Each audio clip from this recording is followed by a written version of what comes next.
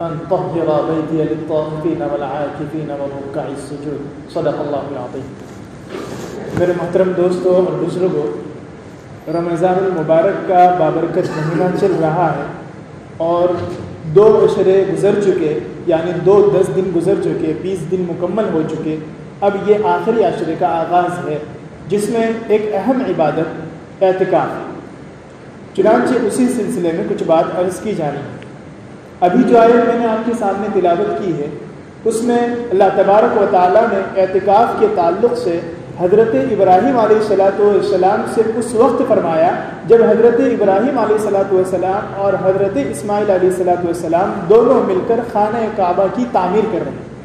یعنی اللہ تبارک و تعالیٰ کا گھر بنا رہے تھے، بیت اللہ کی تعمیر کر رہے تھے تاکہ دور دراز سے لوگ اللہ تعالیٰ کی عبادت کرنے کے لیے آئے۔ وہاں پر اعتکاف کا ذکر ہے کہ میرے گھر کو پاک کرو اور تاکہ لوگ آ کر کے اعتکاف کریں اور وہاں پر نماز ادا کریں۔ اس سے آگے ہم جاتے ہیں تو حضور اقدس صلی اللہ علیہ وسلم کی زندگی میں جب حضور صلی اللہ علیہ وسلم پر وحی کا نزول ہوا تو وحی الہی کے نزول کے وقت آپ صلی اللہ علیہ وسلم کا معمول تھا کہ آپ 2 4 دن کا توشہ لے کر جا کر کے غار حرا میں قیام فرماتے اور غار حرا میں رہتے تھے، وہیں پر وحی کا نزول ہوتا تھا۔ چنانچہ وحی کا جو سب سے پہلی مرتبہ نزول ہوا اور اس وحی کا نزول جو ہوا وہ غار حرا میں، اس سے بھی ایک اعتبار سے یہ تعلیم دی گئی ہے کہ اعتکاف کی مشروعیت وہیں سے آئی۔ بعض علماء فرماتے ہیں کہ حضور اقدس صلی اللہ علیہ وسلم پر جو وحی کا نزول ہو رہا تھا اس وقت جو کیفیت تھی اسی کیفیت کو رمضان المبارک بنا دیا گیا اور اسی طریقے سے مکمل یکسوئی حاصل ہو اس کے لیے اعتکاف کو مشروع کیا۔ چنانچہ اعتکاف کا اصل مقصد یہ ہے کہ ہم روزانہ زندگی گزارتے ہوئے لوگوں کے میل جول اور لوگوں کے ربط کی وجہ سے رسمی طور پر اعمال کے پابند ہو جاتے ہیں، یعنی نماز لوگوں کا دیکھا دیکھی نماز ادا کی، نماز کے بعد دعا کی، دعا جس طریقے سے امام صاحب نے کرائی ویسے ہی ہم نے ہاتھ اٹھا کر کے دعا کر لی۔ وہ کیفیت، وہ استحضار، وہ یکسوئی حاصل نہیں ہوتی جو ہونی چاہیے۔ لہذا اسی وجہ سے اعتکاف کو مشروع کیا گیا ہے کہ بندہ اللہ تعالیٰ کے در پر 24 گھنٹہ پڑا رہے اور اللہ تعالیٰ سے راز و نیاز کی بات کرے، چاہے وہ رات کے آخری پہر ہو، تہجد کا وقت ہو، چاہے نماز سے پہلے کا وقت ہو، چاہے نماز کے بعد کا وقت، وہ بندہ اللہ تعالیٰ کے در پر، اللہ تعالیٰ کے چوکھٹ پر پڑا رہے کہ یا اللہ میں آپ کی رضا کے لیے آپ کے در پر حاضر ہوا ہوں، آپ میری مغفرت فرما دیجئے اور مجھ سے راضی ہو جائیے۔ اس جو ہے اس کی التجا کے ساتھ اور اس کی درخواست کے ساتھ اللہ تعالیٰ کے پاس میں، اللہ تعالیٰ کے در پر آتا تو گویا اس کی مغفرت ہو ہی جاتی۔ اعتکاف کی حقیقت یہ ہے کہ ایک بندہ اعتکاف کی نیت سے مسجد شرعی کے حدود کے اندر اپنے آپ کو جو ہے ٹھہرائے رکھے، لیکن اس کی 3 قسمیں ہیں۔ ایک اعتکاف واجب ہے اور ایک سنت مؤکدہ علی الکفایہ ہے اور ایک مستحب ہے۔ واجب اعتکاف یہ ہے کہ میں نے کہا کہ میرا لڑکا بیمار ہے، وہ اگر ٹھیک ہو گیا تو میں نے منت مانی کہ میں اعتکاف میں بیٹھ جاؤں گا، تو اگر بچہ ٹھیک ہو گیا تو ایسی صورت میں مجھ پر اعتکاف لازم ہو گیا، اب مجھے جا کر کے مسجد میں اعتکاف کرنا ہوگا اور اعتکاف کے ساتھ روزہ بھی رکھنا ہوگا۔ دوسرا اعتکاف یہ ہے جو سنت مؤکدہ علی الکفایہ ہے، جو رمضان المبارک کے آخری عشرے میں ہوا کرتا ہے۔ حضور اقدس صلی اللہ علیہ وسلم کا معمول رہا ہے کہ وہ آخری عشرے کا اعتکاف کیا کرتے تھے، اور جس سال حضور اقدس صلی اللہ علیہ وسلم کا وصال ہوا اس وقت، یعنی جس سال انتقال ہوا، آپ اس دنیا سے پردہ فرما گئے، اس سال آپ صلی اللہ علیہ وسلم نے 20 دنوں کا اعتکاف کیا تھا۔ کیوں؟ چونکہ شب قدر کی تلاش میں کیا تھا۔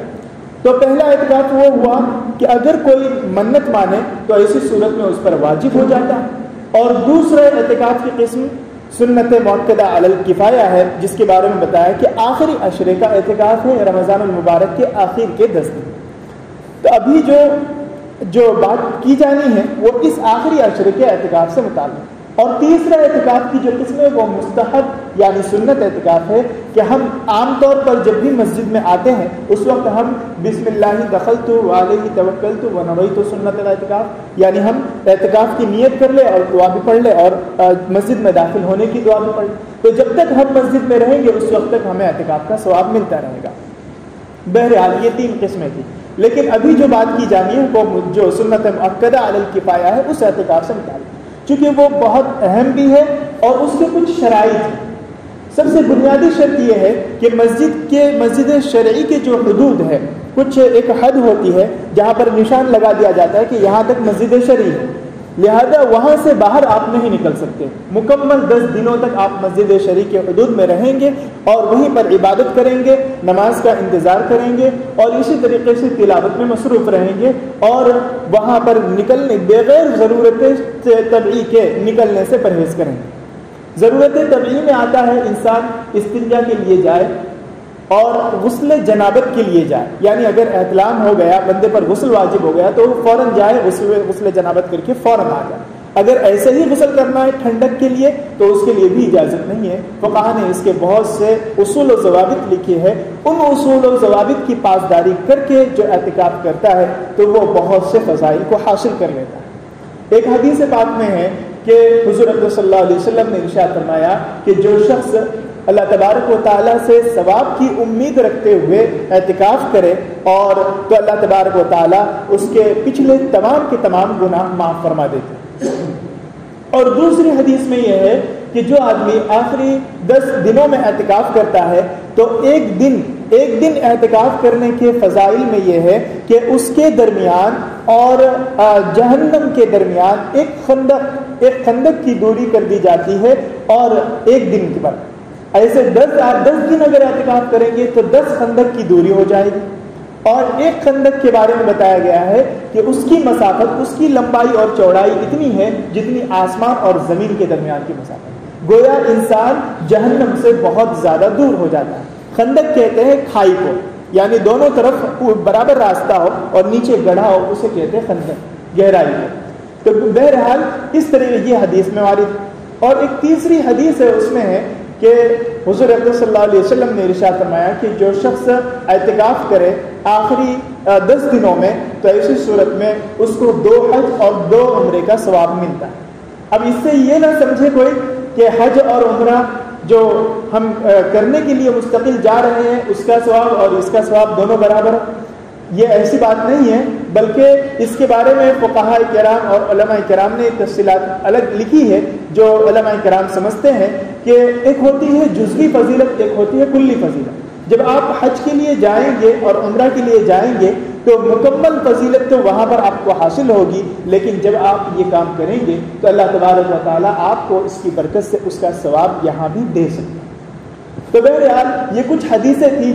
جس کا ذکر ہم نے آپ کے سامنے کیا ہے۔ یہ ان حدیثوں سے اعتکاف کے فضیلت معلوم ہوتی ہے۔ اعتکاف کرنے والا شخص چونکہ ایک نماز کے بعد دوسرے نماز کا انتظار کرتا ہے اور جتنے وقت مسجد میں رہتا ہے اس کا جو ثواب اور نیکی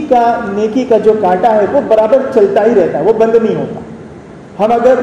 مسجد میں آتے ہیں یا کوئی کام کرتے ہیں، تلاوت کرتے ہیں تو اس وقت ہمیں ثواب ملتا ہے، لیکن جب ہم تلاوت کرنا بند کر دیتے ہیں تو ہمیں ثواب ملنا بند ہو جاتا ہے۔ لیکن جب بندہ اپنے آپ کو فارغ کر کے اللہ تبارک و تعالیٰ کے گھر میں اپنے آپ کو فارغ کر کے لگا دیتا ہے اور اللہ کے در میں پڑا رہتا ہے تو اس کے ثواب کا جو میٹر ہے وہ چلتا رہتا ہے، مستقل چلتا رہتا ہے۔ اب آپ سوچ لیجئے کہ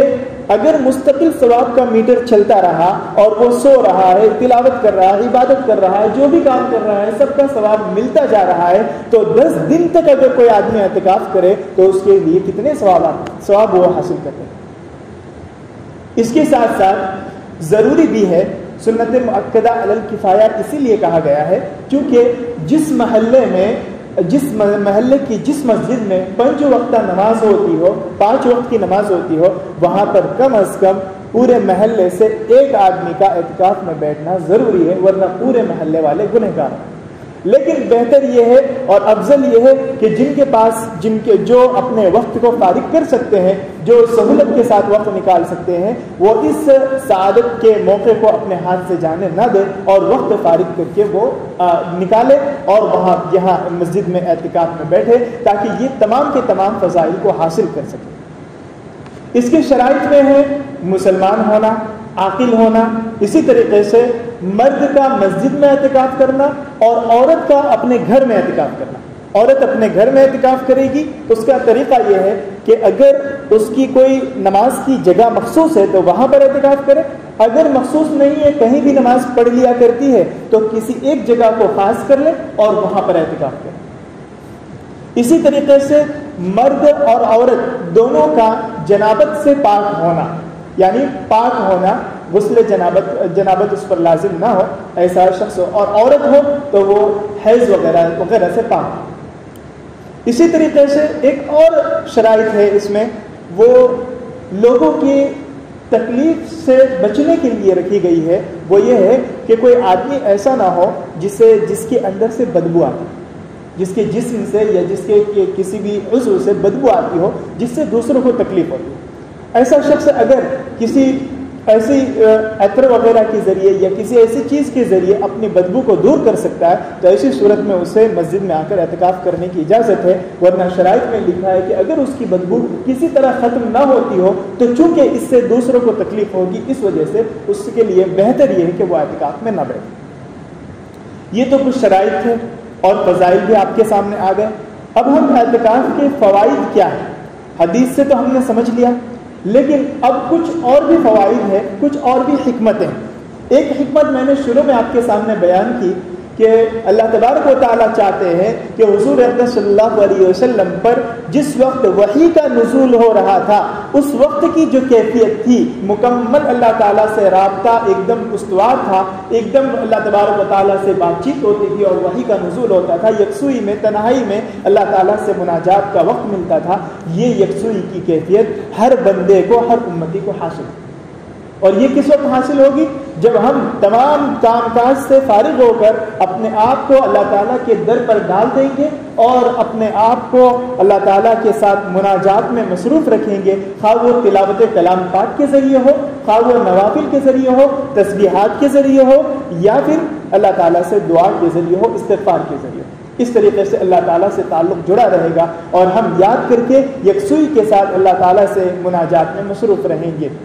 اب یہی مناجات، یہی ہمارا اپنے وقت کو نکالنا اور ہمارا مسجد میں آنا اللہ تعالیٰ کے رضا کے حصول کا ذریعہ بنے گا، جس کی وجہ سے ہم اپنے تمام پوری زندگی کھپا دیں۔ ہم زندگی بھر کے جتنے بھی اعمال کرتے ہیں وہ تمام کے تمام کا مقصد رضا الہی کا حصول ہے کہ اللہ تعالیٰ ہم سے راضی ہو جائے، وہ مقصد یہاں پر حاصل ہو جائے۔ تو پہلی چیز تو یکسوئی کا حصول، اور دوسری چیز اللہ تبارک و تعالیٰ کے رضا کا حصول، اور تیسری چیز یہ ہے کہ ہر وقت فرشتوں سے مشابہت رہے۔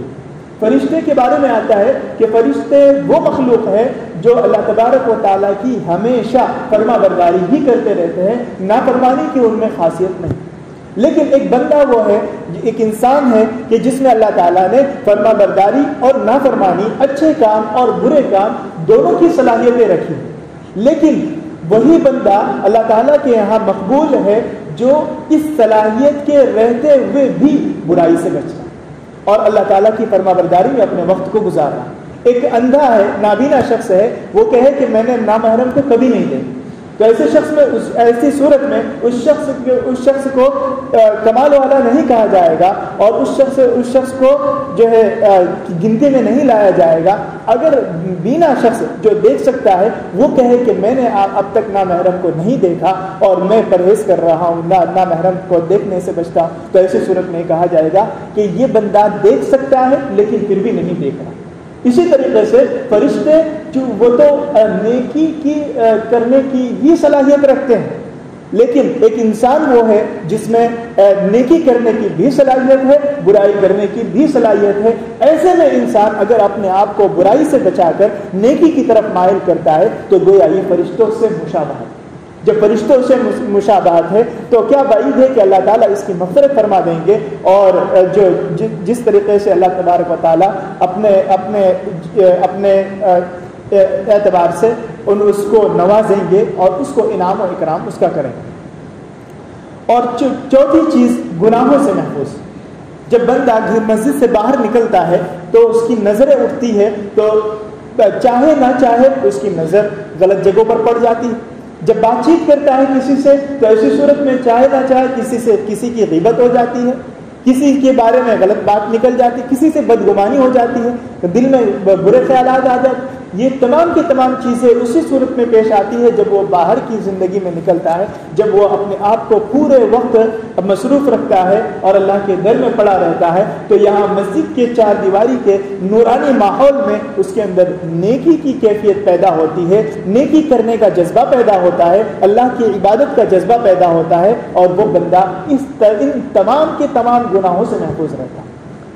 جو ہم چاہتے ہوئے بھی نہ چاہتے ہوئے بھی ہم سے ہو جاتے ہیں، اور جو ہم چاہ کر بھی کرتے ہیں، جس کی طرف کبھی توجہ رہتی ہے اور کبھی نہیں توجہ رہتی۔ ایسے بہت سے ہماری زندگی میں لگے ہوئے چھوٹے بڑے گناہ ہیں جو ہوتے رہتے ہیں اور ہمیں پتہ نہیں چلتا۔ ایسے تمام کے تمام گناہوں سے انسان محفوظ رہتا ہے۔ اور اسی طریقے سے ایک اور فوائد میں سے یہ ہے کہ اللہ تعالیٰ کی نظر کرم کا مستحق ہوتا ہے۔ بعض علماء یہ فرماتے ہیں کہ ایک بندہ جب اعتکاف میں بیٹھتا ہے تو وہ گویا اللہ کے دروازے پر آ کر کے بیٹھ جاتا ہے کہ یا اللہ، میں آپ کے در پر آیا ہوں، اب میں آپ سے مغفرت کی بھیک مانگ رہا ہوں، آپ مجھے